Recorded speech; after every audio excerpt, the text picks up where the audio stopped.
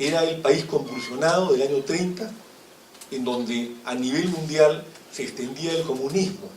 Esa vieja utopía creada por Marx, desarrollada por Lenin y que jamás llegó a concretarse, porque como ustedes habrán podido percibir, llegar al comunismo significaba primero pasar por un socialismo de Estado, que es en lo que se quedó la Unión Soviética, para luego ir hacia una sociedad sin clases, en la cual a cada cual según sus necesidades y a cada cual según su capacidad.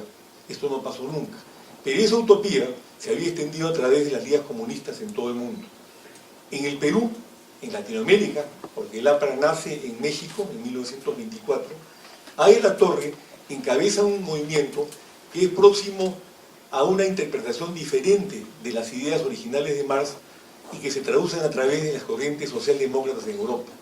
Al crear el partido aprista, o el APRA, la Alianza Popular Revolucionaria Americana, en México, Aya La Torre crea un movimiento destinado a generar una corriente de cambio, una corriente revolucionaria dentro del contexto de un sistema democrático que permita, a diferencia del sistema pseudo-comunista, la existencia de libertades públicas, la elección periódica de las autoridades, la crítica y, por supuesto, un cambio real que guarde algo esencial, la moral.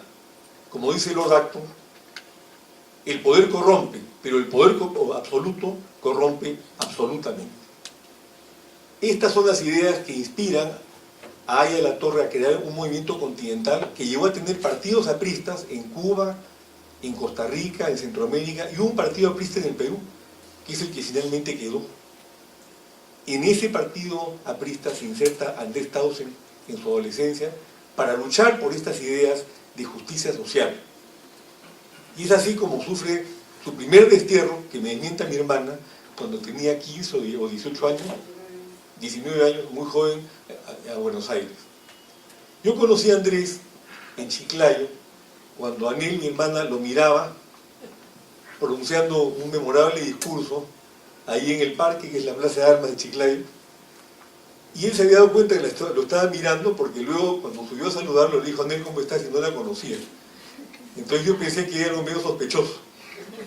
Y mis sospechas eran fundadas, porque luego aquí salió una familia ejemplar y de toda la vida, hasta el día de hoy. Pero el tema central con Tausen es ese. No era solamente un idealista, era un hombre honesto. Hasta hoy, cuando yo encuentro en mis recorridos por el Perú personas que se acercan y me hablan de Andrés, me mencionan la palabra honesto. Es el registro de un hombre idealista y honesto, que, como dijo Miguel Ángel bien, jamás claudicó ni de su honestidad, que es tan fácil en la política, ni de sus ideales, ni mucho menos de sus propósitos de cambio. Yo recuerdo otra frase de Manuel Seoane, el Cachorro, líder fundador del APRA, conjuntamente con Aya La Torre, cuando me dijo un día: es muy fácil ser revolucionario a los 20 años, es extremadamente difícil ser revolucionario durante 20 años. Y eso es lo que ha pasado, infortunadamente, con el partido aprista. Se ha perdido la honestidad, se ha licuado la moral, se han perdido los ideales y se ha convertido en una maquinaria electoral al servicio de las ambiciones personales de un señor que prefiero no mencionar. Y le digo esto porque yo hablo libremente, como lo ha hecho Miguel Ángel, en esta universidad que es libre, y lo digo en televisión y en los periódicos. Yo tengo una opinión clara y formada sobre lo que está ocurriendo ahí, y lo lamento, porque el gran vehículo de la izquierda democrática en Perú fue el partido aprista peruano. ¿Y a qué me refiero con izquierda democrática? Hoy día en el Perú se habla de derecha y de izquierda. En primer lugar, para mí son términos obsoletos, corresponden, como ustedes saben, a la vieja división de la Asamblea Francesa, de la Revolución Francesa, en donde los girondinos, que eran los moderados, se sentaban a la derecha y los jacobinos a la izquierda. Pero hoy día, por ejemplo, en la ex Unión Soviética, en Rusia, ¿quiénes constituyen la derecha? los comunistas, ¿no es cierto?, que antes eran la izquierda, y así sucesivamente. Sea como fuere, en esta división ya un poco arbitraria en el paso de los tiempos, el APRA constituía el freno de una izquierda radical, de una izquierda marxista. Hoy día en el Perú, repito, tenemos a la derecha, y cuando se habla de izquierda, estamos hablando ¿de qué? De la izquierda marxista. Porque no hay un partido que ocupe el espacio de la izquierda democrática, que en Europa se llama socialdemocracia, que es un partido moderno, como lo que ocurre, por ejemplo, en la España de Felipe González, ocurrió con Felipe González, o en los países europeos, donde hay partidos de derecha e izquierda, pero izquierda democrática. En el Perú no hay una izquierda democrática. Yo tenía un debate con el ex padre Arana hace unas semanas en televisión, y me sorprendió que él me dijera, cuando yo le dije que era comunista, que lo estaba ofendiendo. Yo creo que no lo ofendí, porque si uno lee el ideario Tierra y Libertad, se da cuenta que bajo la careta socialdemócrata tenemos realmente ideas comunistas. Y Townsend fue en eso muy claro y muy persistente en cuanto a la necesidad de mantener al partido aprista dentro del contexto de su posición original, que fue siempre la de la Torre, y que, dicho sea de paso, nunca quedó en un pensamiento congelado como el marxismo. Ahí la Torre fue actualizando su pensamiento en un libro como 30 años de aprismo, o a través de los prólogos de su libro auroral, El antiimperialismo del APRA. Pero siempre mantuvo una posición de izquierda democrática que fue la de Andrés Townsend. Y esa fue una de las razones fundamentales del debate interno que hubo en el APRA, cuando su rival de momento, Armando Villanueva, declaró, muy suelto huesos, que la izquierda marxista se había convertido en izquierda responsable. Hoy día estamos pagando los platos rotos de ese tipo de posición política en el Perú, cuando vemos el tremendo daño que esa izquierda, entre comillas, responsable, le viene haciendo hasta ahora en nuestro país, paralizando los proyectos mineros, generando situaciones como el lote 192 en Iquitos y otras más. Si hoy día hay lo que se llama una desaceleración de la economía, para no decir que estamos entrando en una recesión y que hay crisis de la economía, es por culpa en gran parte de la izquierda marxista peruana, que es lo que tenemos que tener muy presente. Y este es parte del legado histórico de Townsend. El hecho de mantener una actitud clara, moderna, actualizada, no congelada como se pretendió decir en ese momento, y que, como bien se ha señalado aquí, sigue vigente hasta nuestros días. Por otro lado, no hay que confundir ideas con ideales. Estas son las ideas. Los ideales conducen a un pensamiento superior, en donde con transparencia, con honestidad, con amor por el país, nosotros nos entregamos a la tarea de luchar, como diría Duverger, o de hacer política, no para aprovecharnos de la política, sino para usar la política en beneficio del Perú. Lo que dice Duverger es que hay políticos que viven para la política, como lo fue Andrés Townsend, y políticos que viven de la política, y de eso ustedes conocen los nombres, no tengo para qué repetirlos el día de hoy. ¿No?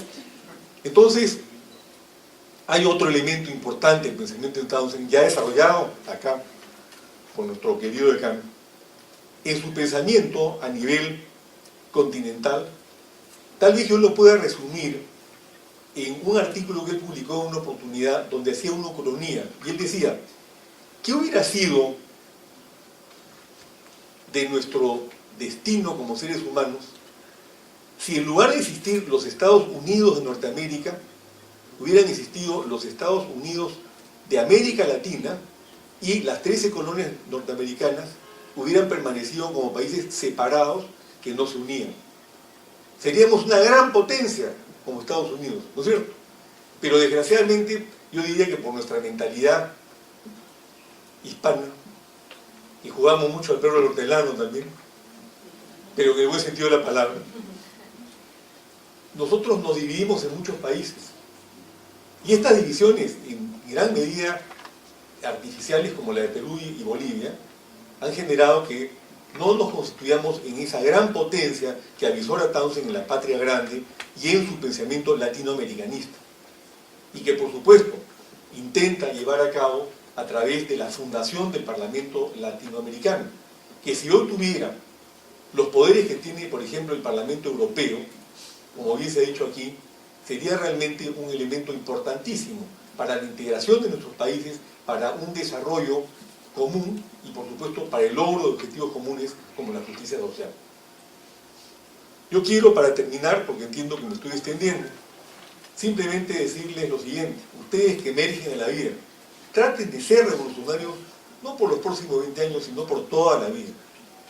El Perú lo que requiere, bajo el ejemplo de hombres como Andrés Townsend, es jóvenes con voluntad de cambio, con honestidad, que no se dejen comprar, que crean en lo que creen y que mantengan la posición más allá de cualquier duda.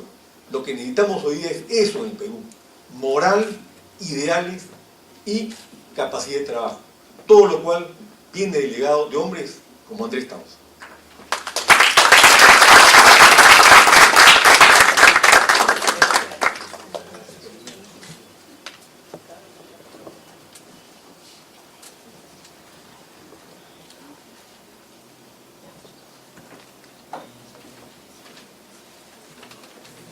Muchas gracias. Queremos también testimoniar de nuestra gratitud al doctor Francisco Díez Canseco, a quien me había referido al comienzo, ¿no? Otro de los políticos importantes de nuestro país, con una vigencia y con un discurso que también nosotros deberíamos entronizar, revisar, auscultar, que nos estamos formando en el derecho, voces autorizadas, con transparencia, con autoridad, fundado en el principio, en ese gran valor, la axiología de la vida fundada en el principio de la honestidad que tuvo, por supuesto, Andrés Townsend Escurra y que ha legado en sus hijas, en sus familias, y que por supuesto en estos momentos ha sido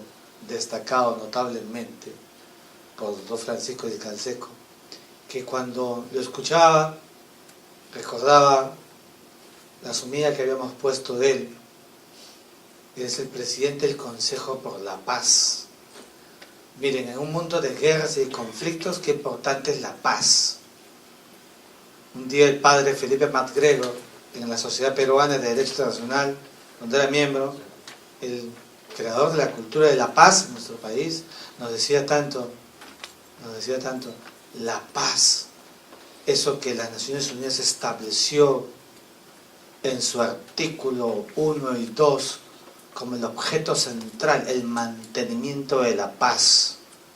Qué importante es vivir permanentemente para que la paz sea la regla y no el conflicto, como estamos viendo el día de hoy. Por eso le expresamos nuestro agradecimiento al doctor Francisco Díez Canseco, y queremos también expresarle nuestro agradecimiento entregándole un diploma de nuestra Facultad de Derecho al doctor Francisco Díez Canseco Tábara, notable político nacional, por participar en el Seminario Nacional sobre la vida y obra de Andrés Townsend Escurra, político, maestro, universitario, académico, sanmarquino, ¿no? y periodista, hombre comunicador notable de nuestro país.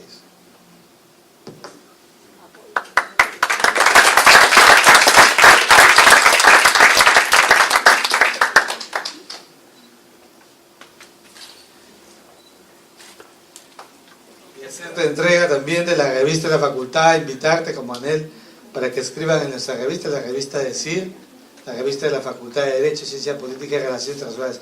Una universidad, una facultad que no tenga una publicación no es serio. Debemos tener siempre una publicación, y aquí le entregamos al doctor Francisco Díez Canseco nuestra publicación.